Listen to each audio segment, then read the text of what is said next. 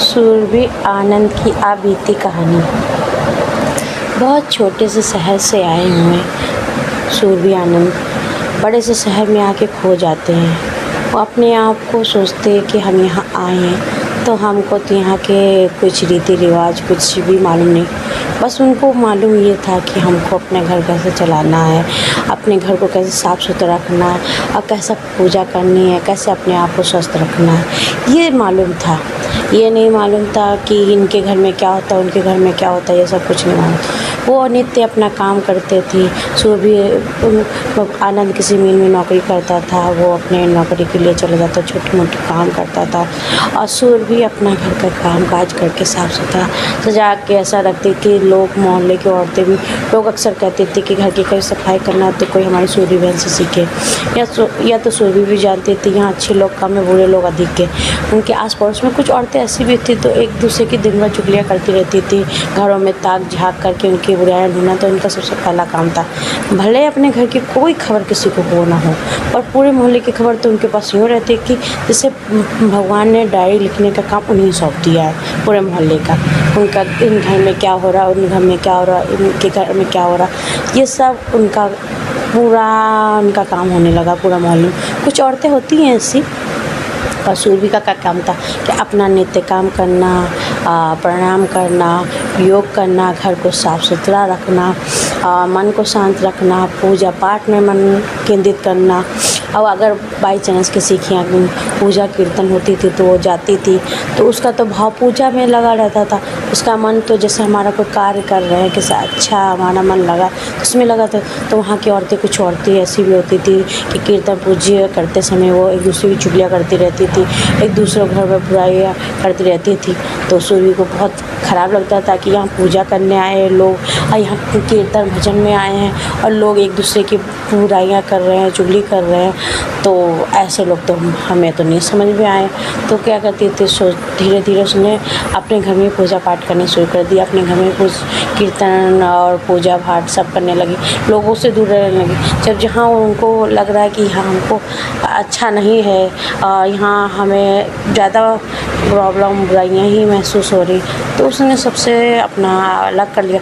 आनंद अपने मिल में नौकरी करता था, वो अपना इतना कमा लेता था कि अपने घर की 2 समय की रोटी अच्छे से चला लेता था। उसमें कपड़े लत्ते दुकानदारी और सारे कुछ उसी वेतन से चलता था।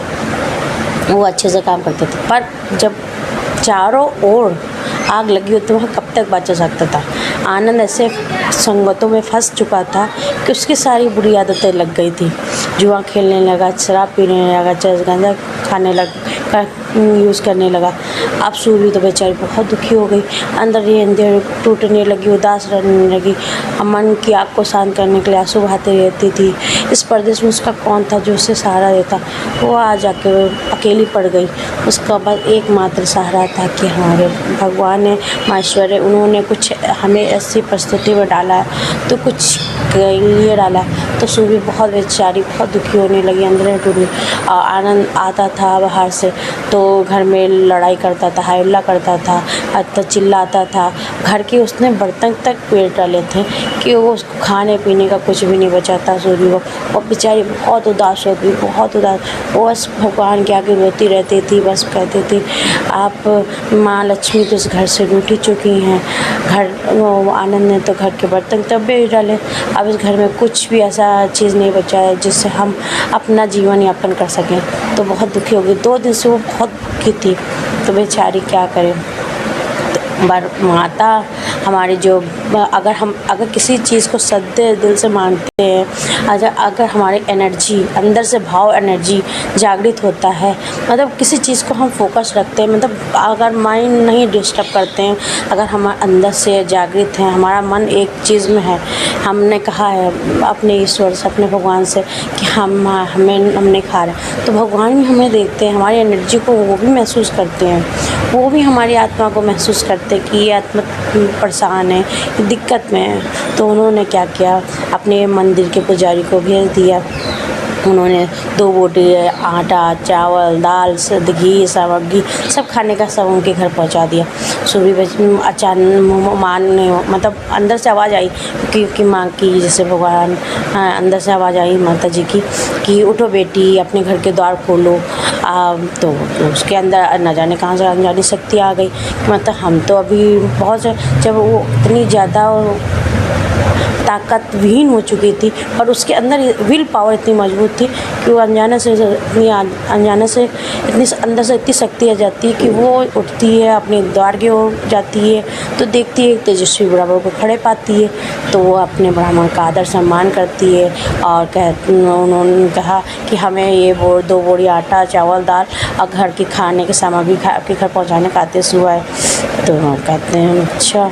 तो आपने उनके पैर छूती, चरण छूती अपने और उनसे प्रार्थना करती कि मुझे इस संकट से निकालने का उपाय बताइए। तो कहीं बेचारा बेटी, ये माया रूपी संसार में यहाँ सुख प्राप्त करने के लिए इंसान को बहुत मेहनत करनी पड़ती है और बहुत तपस्या करनी पड़ती है। अगर तुम्हारा निर्मल मन है, अंदर से तुम अपने एनर्जी, अपनी पावर को जागृत करना चाहते हो तो सिद्ध मन से भगवान की पूजा करो और तुम्हारे सारे कष्ट दूर हो जाएंगे। वो नित्य नम भगवान की पूजा करने लगी, अपना कार्य करने लगी, जैसे कार्य करती थी वैसे करने लगी, अपने एनर्जी को अपने डेली स्मरण करने लगी कि मेरा घर ठीक हो जाए, मेरा जो भी प्रॉब्लम ख़त्म हो जाए, मेरा पति ठीक हो जाए। तो वो पूजा करती रहती।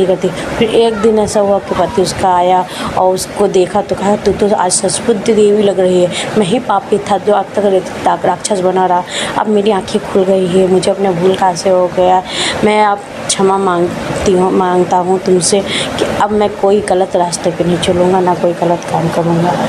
और ये कहते हुए सूरवी, आनंद और सूरवी एक दूसरे से मिल गए और सारी दिक्कतें जो परेशानी थी सब दूर हो गई। पर सूरवी ने कभी हार नहीं मानी।